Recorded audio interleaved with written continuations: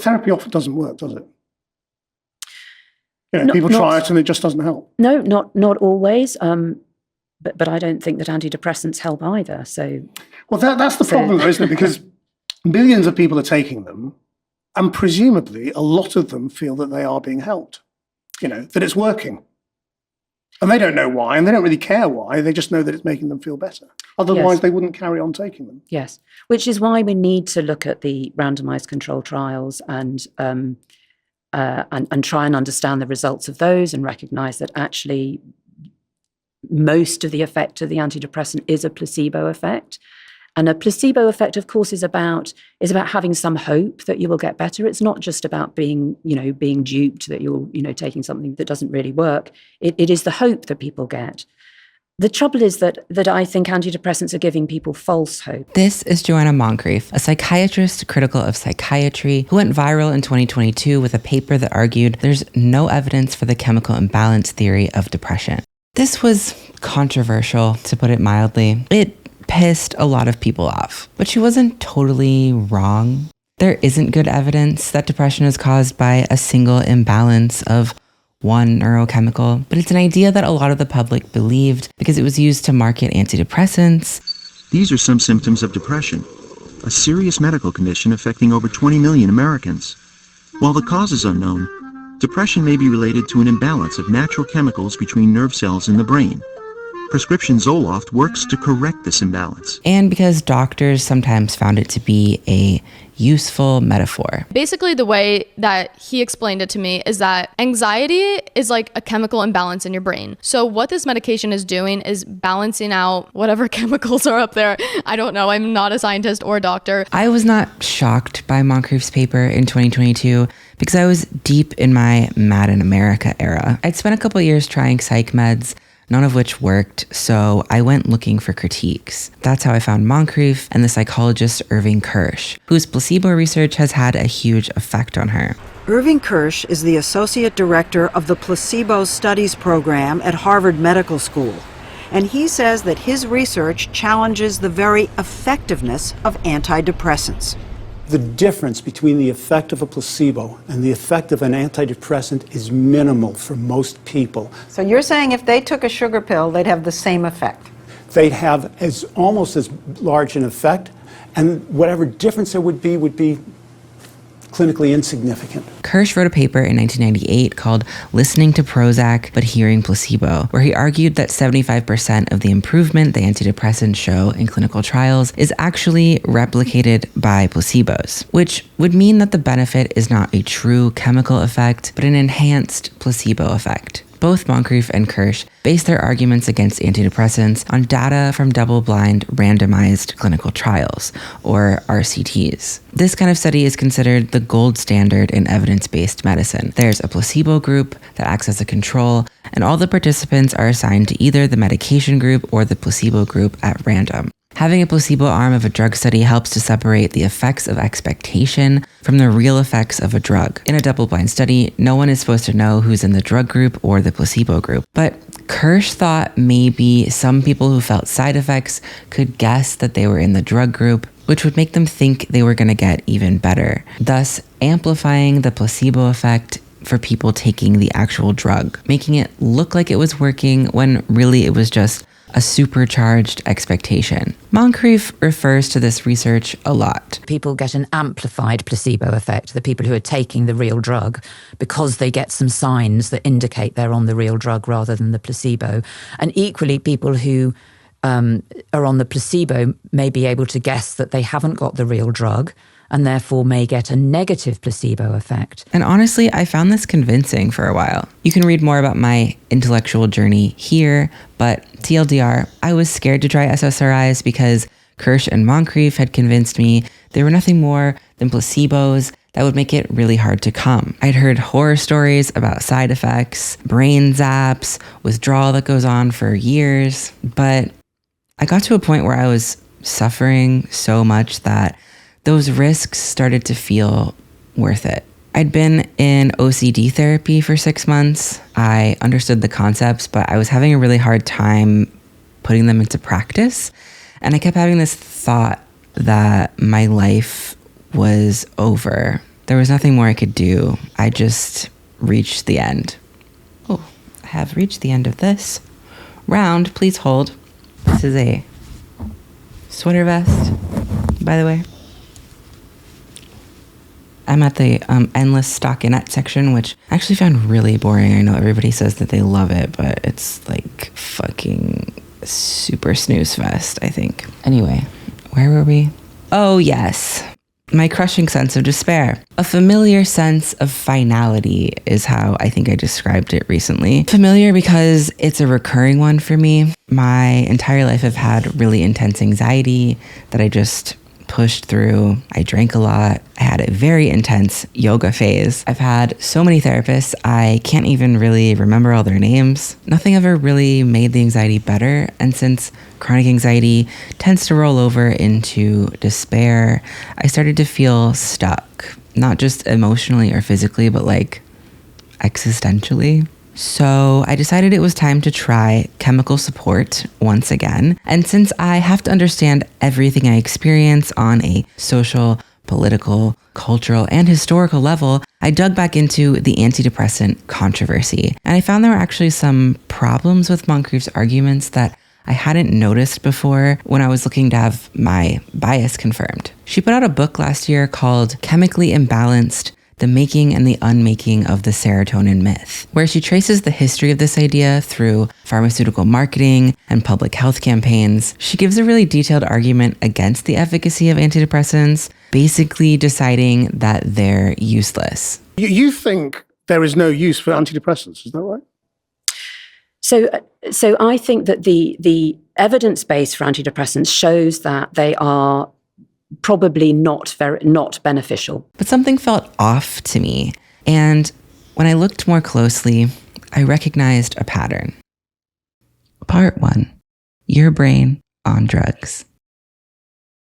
The first clue is in the language Moncrieff uses to describe antidepressants throughout the book. They are potentially harmful, dangerous, and addictive foreign chemicals that disrupt, change the normal state of the brain, and have inevitable negative consequences. Reading this, I just kept thinking that these claims are technically true of all drugs. A fever is a normal reaction to the circumstance of being infected by a virus, and acetaminophen is a foreign chemical that disrupts a fever. Acetaminophen has inevitable negative consequences if you take too much of it, and not even like that much. Tylenol is the leading cause of acute liver failure in the US. Fun fact. I could describe Tylenol this way if I wanted to make it sound really weird and scary, but that's a rhetorical choice I'm making because drugs are never all bad. They have a dual nature. Every substance is both remedy and poison, which means all drugs have both beneficial and harmful effects. But because of like over a century of anti-drug propaganda in the West, this is drugs. This is your brain on drugs. We are primed to err on the side of harm when we talk about drugs. Since this remedy poison idea is core to the way that I understand substances, whenever someone is harping too much on harms and completely ignoring benefits, I get suspicious. I don't really think it's a very scientific way to talk about a drug, to be honest. In the introduction to the book, Moncrieff tells a story about the one and only time in her life she got depressed as an angsty teenager. But she writes that she never tried any meds because she was terrified that a drug might cloud her mind. This is one little line in the book, but for me, it's a huge clue to the tone of the entire thing. Moncrieff feels a sense of terror at the possibility of losing control under the influence of a drug. These words she uses to describe drugs, they're scary. They make people scared. There's a subtext of fear running through this book. And the more I read, the clearer it became to me how inexperienced Moncrieff really is with the substances she's so critical of. She often compares antidepressants to alcohol and opioids, for instance. I mean, are you saying that SSRIs are a bit like alcohol? Absolutely. They change the way you feel? Absolutely. Antidepressants are brain and mind-altering drugs like alcohol, like cannabis, etc. That doesn't mean that the effects that they produce are exactly the same as the effects that alcohol produces, but in principle, they do the same thing. This makes me roll my eyes so far into the back of my head, I can see my fucking cerebellum. It's something only a person who has never done drugs could argue. You might think it works. The evidence, the clinical trial evidence at the moment doesn't show that psychedelics are useful for depression. It shows it, absolutely. I think you just have never taken psychedelics. I think that's the problem. In principle, all these drugs are mind-altering, but in reality, the nature of that altering is very different. Alcohol experiences generally make you ashamed of yourself in the morning. Opioids remove you from the pain of existence so thoroughly that they can easily ruin your life. And Lexapro, so far, just makes me a little bit less scared to eat a piece of food that accidentally touched the kitchen counter. What Moncrieff misses here is the fact that psychoactive drugs are not just foreign chemicals that disrupt the brain. They are experiences, and there are aspects of experience that can't be quantified in a randomized controlled trial. Part 2, experience versus evidence. How would you describe what the doctors are seeing and the sometimes reported online experiences of some patients that say it saved their life? So the reason that we do placebo-controlled randomized trials is because we know that depression usually gets better anyway. People get better from depression anyway. And secondly, that giving someone something like a pill that they are led to believe is going to be helpful can, at least temporarily, boost their mood. RCTs seem to be the only evidence Moncrieff will accept, and because RCTs for antidepressants show only a slight improvement over placebo, she reasons that any benefits people report are actually just the placebo effect. And for effects that can't be explained away by placebo, she reasons that's because they cause emotional blunting, and some people prefer to be dumbed down, her words, rather than feeling sad. These two explanations seem a little bit contradictory to me though. How can you simultaneously argue that a drug does nothing, but also that it blunts your emotions? Is that not doing something? Numerous qualitative studies have found that anywhere from 54 to 77% of people who take an SSRI report positive experiences with them. But Moncrieff is selective about the kinds of experiences she wants to listen to. When people report harms from antidepressants like severe withdrawal and sexual dysfunction, she doesn't demand RCTs to prove this. But when they report benefits, she pulls up clinical trial data to deny it, writing that they feel they have been helped by antidepressants, implying that they're not reliable narrators of their own experiences, and really they're just getting placeboed. But there's also a nocebo effect. The expectation of harm can cause the experience of harm. So I could say people feel they have been harmed by antidepressants too, and that would be fucked up. People have been harmed and people have been helped. Both of those things are true. Remedy, poison. Moncrieff has lots of data, but she seriously discounts experience, not just from patients, but doctors too. This is actually a distortion of evidence-based medicine. EBM is a movement that emerged in the late 20th century to formalize medical practice, but it's not just about basing clinical practice on scientific studies. It's supposed to combine the best of current research with doctors' expertise and patients' values. One of the core principles of evidence-based medicine is evidence by itself never tells you what to do. It's always evidence in the context of values and preferences. Some critics have said that EBM can lean too hard on randomized controlled trials and discount the other two. Demanding data from RCTs to justify everything you do as a doctor can mean that you overlook the patient's context, which is the very thing Moncrieff is arguing that doctors need to pay more attention to. As a countertext to Chemically Imbalanced, I would like to offer the book Ordinarily Well by Peter Kramer. He's a psychiatrist famous for writing the book Listening to Prozac, which came out in the early 90s. This is also what Kirsch was referring to with the title of his placebo paper. Kramer wrote Ordinarily Well in 2016, mostly because he was bothered by the idea that antidepressants are just placebos. This is not a new idea either. It goes back to basically the discovery of antidepressants. My favorite little piece of trivia from the book is that the doctor who wrote possibly the first critique of antidepressants as placebos went on to develop depression, and he found that antidepressants were the only thing that helped him. That experience completely changed his mind. Over and over in this book, Kramer shows how experience can inform medicine in ways that randomized controlled trials can't. Because doctors treat patients IRL, they get to know who they are and what their lives are like in ways that can't be measured in a trial. In one chapter, Kramer goes to a clinical trial center to see what the experience of being a trial subject is like. Imagine that you're depressed, broke, unemployed. You enroll in a drug trial and you get paid, first of all. Every morning, someone shows up in a van and picks you up. You ride in the van to the trial center with the other participants, have a little bonding time over this weird experience you're having together. All of this gives you daily structure and camaraderie. Then you spend the day being interviewed by trial raters whose main focus is on keeping you enrolled in the trial, because if you drop out early, it fucks up their data. So you're getting attention and care. These interviews might be, quote, the only pleasurable part of your week. And Kramer argues that they look like psychotherapy. Quote, the assessment process offers purpose, meaning, structure, companionship, attention, reassurance, respect, trust, insight, healthcare, financial support, and a safe and attractive physical environment. All of this is likely to make you feel better, meaning it will produce a large placebo effect. From this perspective, Kramer actually thinks it's impressive that drugs still show a benefit over placebo. Another thing that he disputes is the assumption that you can add the placebo effect plus the drug effect together. So the difference between taking an antidepressant and taking a placebo in these placebo-controlled trials is 2 points on this common depression rating scale, which has a maximum score of 54 points. So it's a very small difference. What she's referring to here is a meta-analysis Kirsch and colleagues did with data from FDA trials. They took the total improvement in the drug group of 9.6 points, subtracted the placebo group's 7.8 point improvement, and concluded that the true improvement on drugs was only 1.8 points.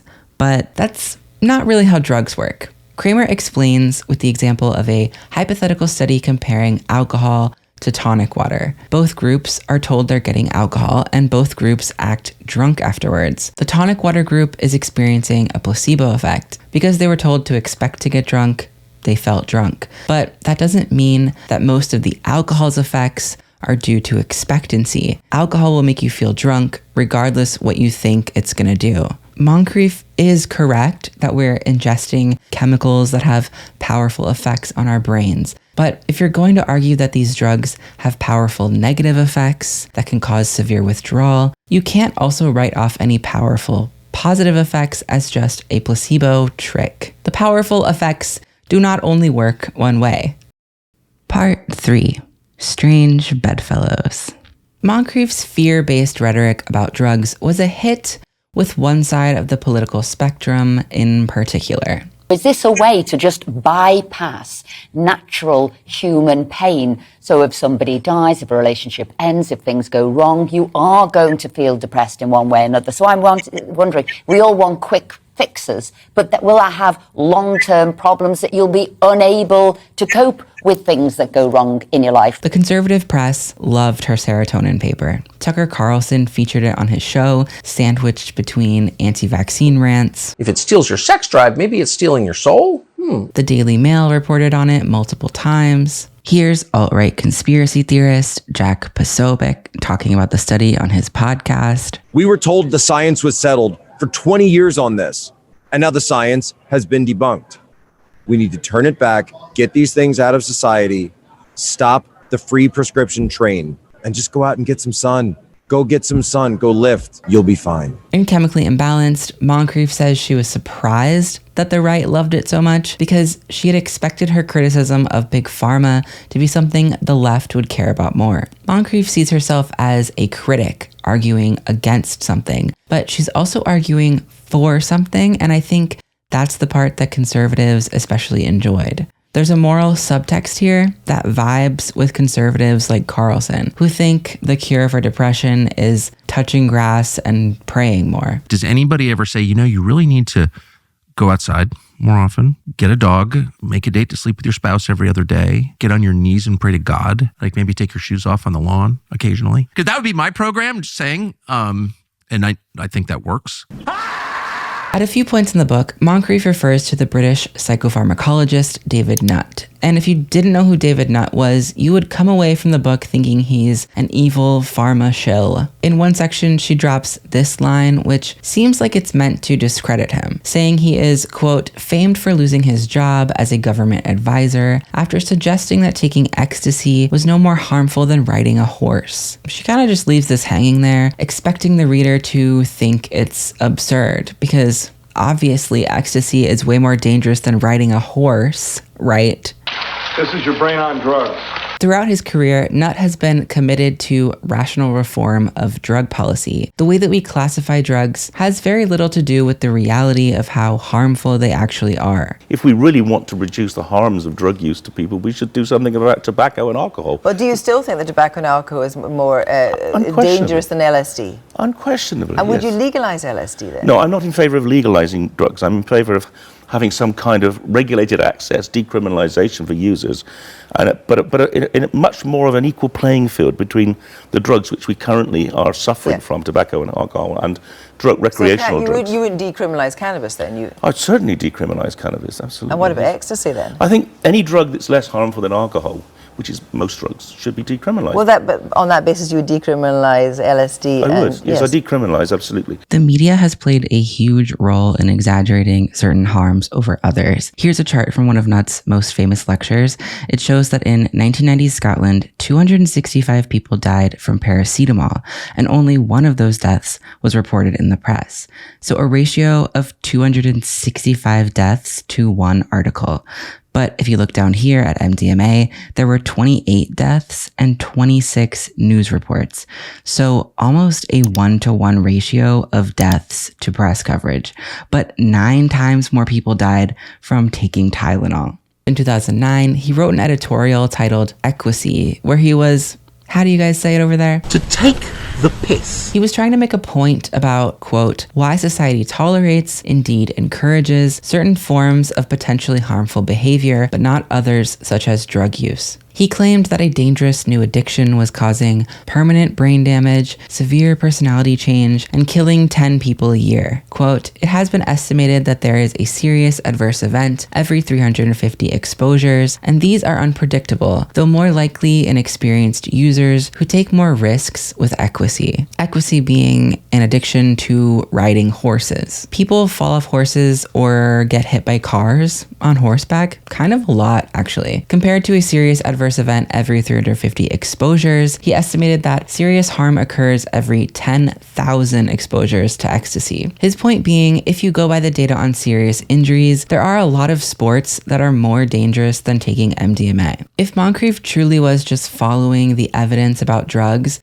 she would have a much more nuanced view of them and not just lump psychedelics, alcohol, opioids, and antidepressants all in together as if they're all equally scary and bad. In my research, I found that there's actually a name for what she's doing here, and it explains why the Tucker Carlsons of the world loved her work so much. Part 4, the gospel of suffering. And also, I think religions help people with acceptance. They help people to accept that suffering is part of life and to get through that and to see it as something that we can all come together and sort of support people through rather than something that has to be completely eradicated. And something that we can learn from. And of course, the religious message might be, it helps you get closer to God. In 1972, the psychiatrist Gerald Klerman wrote a paper about what he called Pharmacological Calvinism, a drug-related riff on the Calvinists and their Protestant work ethic. It's the idea that any drug which makes you feel good, quote, not only represents a secondary form of salvation, but somehow it is morally wrong, and the user is likely to suffer retribution with either dependence, liver damage, or chromosomal change, or some other form of medical theological damnation. In this view, suffering is a catalyst to personal growth, and taking a pill to alleviate your suffering is a crutch that keeps you from doing the work you need to do on yourself. Quote, drug therapy is thus a secondary road to salvation. The highest road to salvation is through insight and self-determination. I read Chemically Imbalanced as a pharmacological Calvinist text. Moncrieff writes, rather than treatment in the medicalized sense of the term, what people require is support to help them through difficult times and to tap into their own resources. This approach may not be as sexy as scanning brains and giving people brand new drugs, but it doesn't create false illusions, give people side effects, or leave them with persistent impairments. Ultimately, it may enable people to create more fulfilling lives. As an example, she tells the story of a man named Joe whose antidepressants were not helping him. Joe wants to go to therapy, but the NHS is so shit, he's stuck on a wait list. Eventually, there's a cancellation, and he gets to talk to someone who helps him see that his job actually sucks. So he quits and goes traveling in South Asia and learns about Buddhism, where, quote, he was exposed to a different view of suffering, one that suggests it can be a stimulus to personal growth. This is not actually a different view of suffering, though. It is part and parcel of the Christian tradition. The historian Keith Wailoo, who wrote a great book on the politics of pain, traces the idea back to the 18th century conservative icon Edmund Burke, who saw pain as fundamentally transformative and a virtue. Wailoo writes, to appreciate the lessons of pain, one needed to tolerate it and to look past distress to the larger message it carried for the sufferer, opening the doors into the sublime itself. Moncrieff insists that depression is always a meaningful reaction to life circumstances, and that it only persists because people are unwilling to hear what the depression is telling them and change their lives accordingly. I would say that depression is a natural human emotion, and emotions are reactions to the events in our lives. Emotion is a meaningful response. It's a reflection of our values, and it's a way of expressing, we don't like this situation. There's something about this that, is getting me down. If it's to do with you and your life and your circumstances, then there are ways to change those. But a lot of people don't feel they can change their circumstances. That's often the cause of depression, isn't it? Yes, it is. And some people are in circumstances that are very difficult to change. I still don't think we have evidence that antidepressants help in that situation. If you believe depression is always some kind of inner wisdom trying to tell you something, then all drugs do is dumb you down, as she says. And what she suggests instead is nothing we haven't heard before, and definitely nothing those of us who experience recurrent depression and anxiety haven't tried before. CBT, exercise, meditation, reading a Johann Hari book. Actually, I've never tried that last one. Maybe that's the answer. She also gestures at something called social prescribing, but doesn't really go into detail about this. It basically sounds like a doctor connecting you to social services, maybe giving you a list of local clubs you can join, which sounds good, but might also be pretty hard to do if you're housebound by depression. Quote, as I write this, I can hear protests from people who say they have tried all these things, but they still feel depressed. What do I have to offer them? Basically, nothing. She says there's no magic bullet. What we need is care, and most people will get over it in time. Her personal experience with depression that resolved on its own is probably clouding her judgment here. I don't doubt that there are depressions that can resolve with lifestyle changes or time, but people who deal with chronic, recurrent depression, despite multiple interventions, are kind of in a different boat. A lot of experts now believe that there are many types of depression, so it doesn't make sense to generalize about it at all. These are 3,700 patients diagnosed with major depression, and we identified over 1,000 unique symptom profiles in these patients. And while Moncrieff does acknowledge that there's no blanket solution and everyone is going to need something different to recover, she refuses to concede that for some people, that means drugs. Honestly, it's weird how hard she doubles down on this when she's pushed. Again, the retort to that for a lot of people is going to be, well, whatever works. And if that works and gives me some sort of instant relief in a way that talking therapies don't, because they're very hit and miss, what's wrong with that? I can see your sort of your principled objection to it, but practically, we're in a world where the NHS health services are not good enough to cope with the demand. I suppose I'm saying it doesn't work. I think that the way she views depression as an aspect of a person's character kind of forces her to double down like this. And while she does say that this doesn't necessarily mean it's a character flaw, that is how a lot of conservatives view it. a sign of weakness, or a sign that you've made the wrong choices and need to take responsibility for them. While Moncrieff considers herself left of center on the political spectrum, she has said that one of her influences was Thomas Szasz, the right-wing libertarian psychiatrist who said that because there was no biological proof for mental illness, that meant it didn't exist. They were just problems in living that people liked to medicalize because it got them out of being responsible for their actions. It was easier to think of themselves as sick than to deal with their life problems. Quote, for instance, fighting the battle of stomach acid and chronic fatigue instead of facing up to a marital conflict.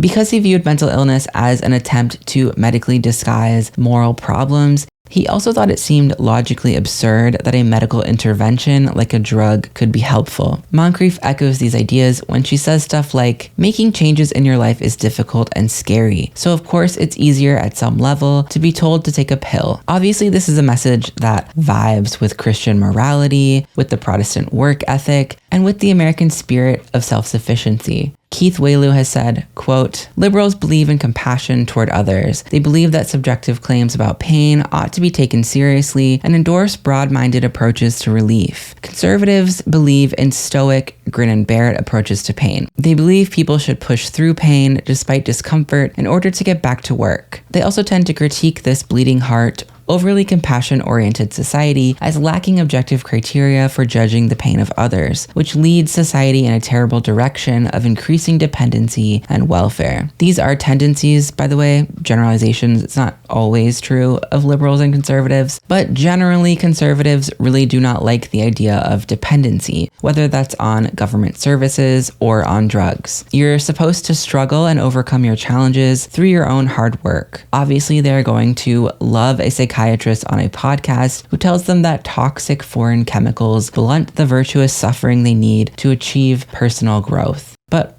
why does personal growth have to exclude drugs? Part 5. Getting unstuck.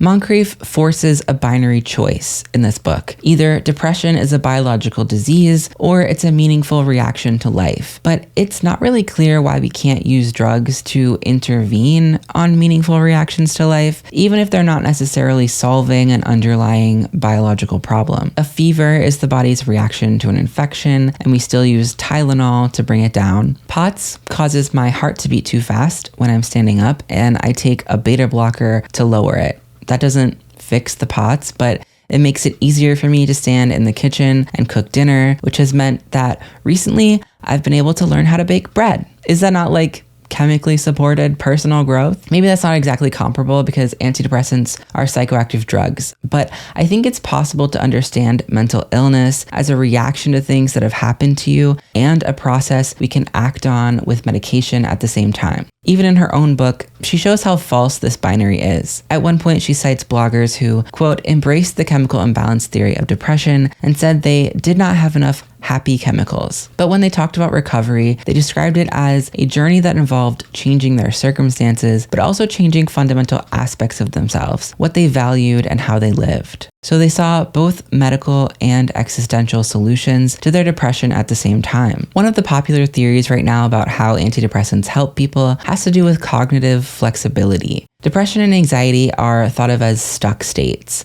The philosopher Seneca Dehaan calls them disorders of sense-making. If our sense-making is no longer attuned to our situation, but is stuck in a certain groove, for instance, if we are anxious without the situation giving us any reason to be anxious, if we feel hopeless, even if we're doing things that we actually normally would enjoy, or if we see a deeper meaning in coincidences like the letters on a driver's plate, if our sense-making, in short, is biased in a certain direction, and if this happened not just once, but structurally, and if we or the people around us suffer from this bias in our sense-making, then I think we can speak of a mental illness. The brain gets stuck interpreting the world in a negative way. Therapies like CBT focus on changing that pattern by identifying negative thought processes and teaching you how to respond differently to them. But there has been some research that suggests SSRIs might grease your cognitive wheels by making negative emotions seem less important.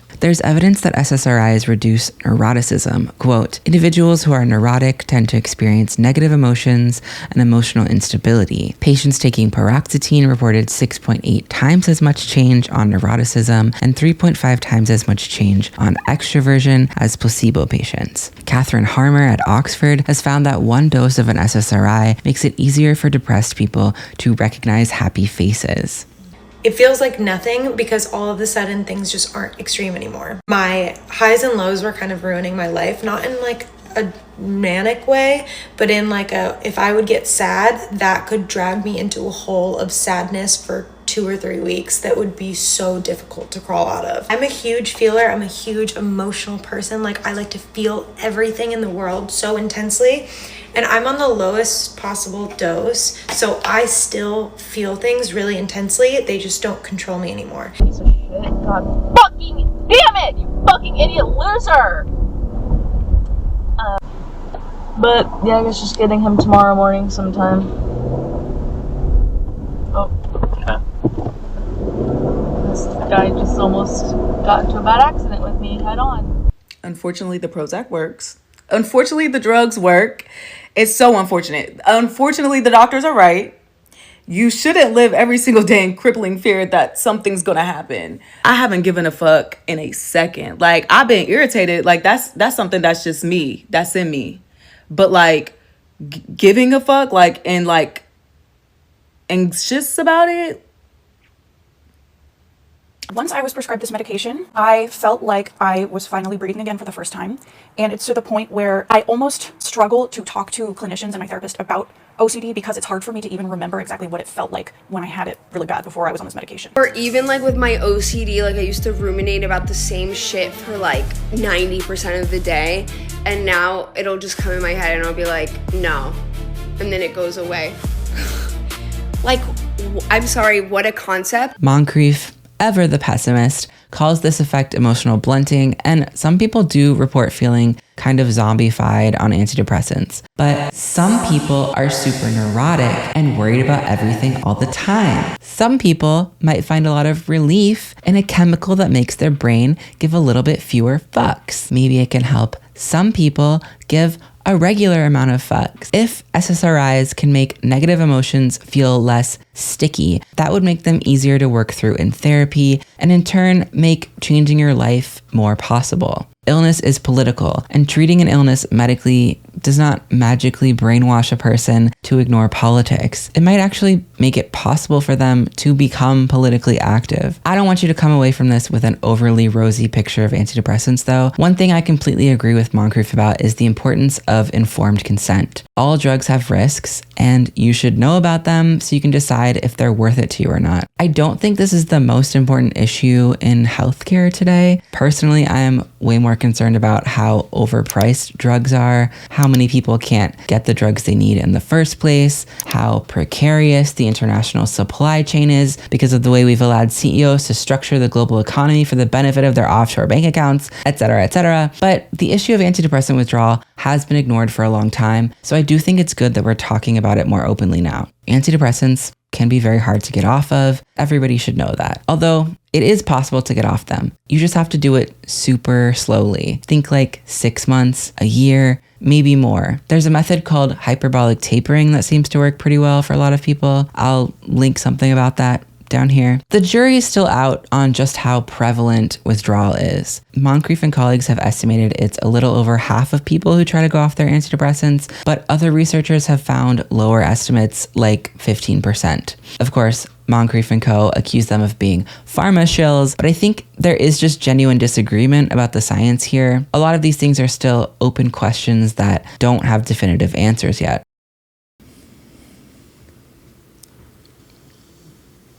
It's been a couple months on Lexapro, and so far, none of the things I was scared of have actually happened. I had some nausea and sleepiness in the beginning, but that went away, and I can still come.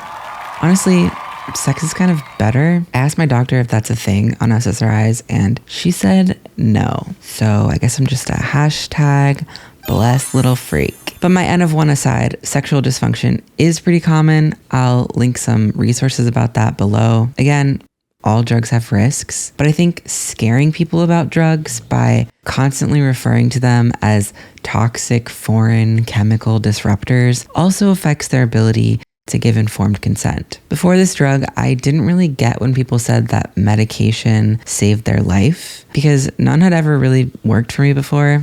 But it's weird. I'm like suddenly a positive person, which is new for me. I still have all my feelings, but it's like I've gained some distance from them and I can move on from the bad ones way more easily. I keep describing it as being able to dip my toes in the ocean versus drowning in it. My therapist has really downplayed the Lexapro. Every time I bring it up, she reminds me that I've also been doing a lot of work. And that makes sense because her job is helping me develop a sense of agency. I remember a conversation we had shortly before I decided to try meds again, where I told her I felt stuck in this cycle of perseveration and avoidance. And she said that I had a choice to stay stuck in that or not, to which I burst into tears because it genuinely did not feel like I did. I couldn't fathom that possibility. The anxiety was just like way too strong. But this drug, whatever it's doing, it feels like it's given me some of that agency back. And now I actually can choose to stop obsessing. It's not easy, it's not immediate, and it's something I'm still practicing.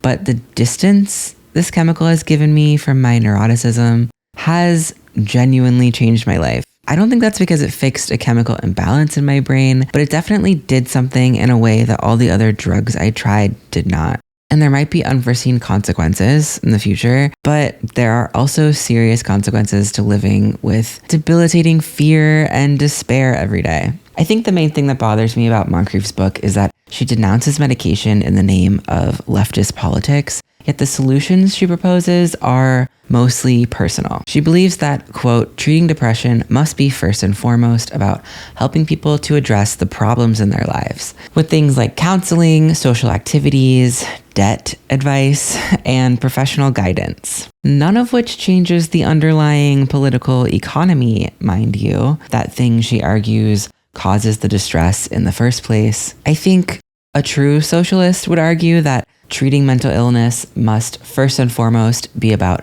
giving people money and resources, including whatever drugs they want to try, and uniting patients in collective action to fight for those resources together. Antidepressants might not work for you. They might harm you. They might save your life. Drugs contain multitudes. And as Dr. Carl Hart says, there has never been and there never will be a society that does not take drugs. If we really want to make drugs safer for everyone, we need to be honest about both their benefits and harms and accept that it's not a moral failing to need support, chemical or otherwise. It's just the nature of being human. Thank you for watching. I hope you learned something interesting. All my sources are linked below, and I've also been writing more about my own experiences with drugs this year for paid subscribers in my newsletter. So if you're interested and or you want to support my work, head up sluggish.xyz. And if you haven't subscribed to my channel yet, I am super fucking close to 1,000 subscribers. So please do it. Do it now.